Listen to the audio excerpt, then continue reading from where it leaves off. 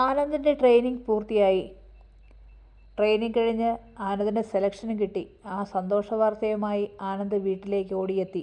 വീട് പൂട്ടിക്കിടക്കുന്നു. ഭദ്രൻ എവിടെ പോയെന്ന് ഒരറിവുമില്ല.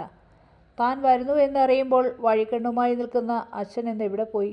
തൻ്റെ ജീവിതത്തിലെ ഏറ്റവും വലിയ സന്തോഷം ആദ്യം അറിയിക്കേണ്ടയാൾ എവിടെ? ആനന്ദിനൊരു എത്തും പിടിയും കിട്ടുന്നില്ല. കുറേ നേരം കാത്തിരുന്നിട്ടും അച്ഛനെ കാണുന്നില്ല. അവസാനം അച്ഛൻ സാധാരണ പോകാറുള്ള പള്ളി വികാരിയുടെ അടുത്തെത്തി. ഭദ്രനെക്കുറിച്ച് നന്നായി അറിയാവുന്ന ഒരാൾ അദ്ദേഹമാണ്. ആനന്ദ് അദ്ദേഹത്തോട് ചോദിച്ചു, എൻ്റെ അച്ഛനെ കണ്ടുവോ?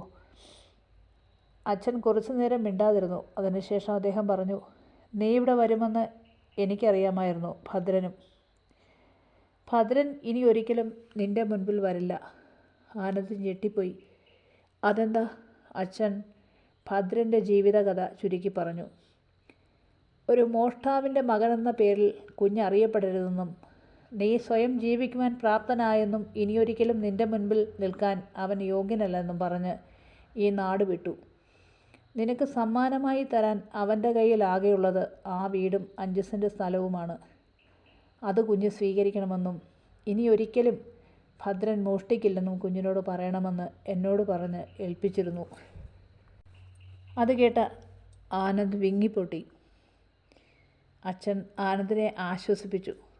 അതിനുശേഷം ആനന്ദിനോട് അച്ഛൻ ഇങ്ങനെ, കുഞ്ഞെ, ഒരാൾ മോഷ്ടാവായല്ല ജനിക്കുന്നത്. സമൂഹം ഒരു പരിധിവരെ അവനെ മോഷ്ടാവാക്കുകയാണ് ചെയ്യുന്നത്. ഒരു നേരത്തെ ആഹാരത്തിനായി അവൻ മുട്ടാത്ത വാതിലുകളില്ല. ഒരു തെരുവ് പട്ടിയെപ്പോലെ അവനെ ആട്ടി ഓടിച്ചവരോട് അവൻ എന്ത് നീതി പുലർത്താനാണ്?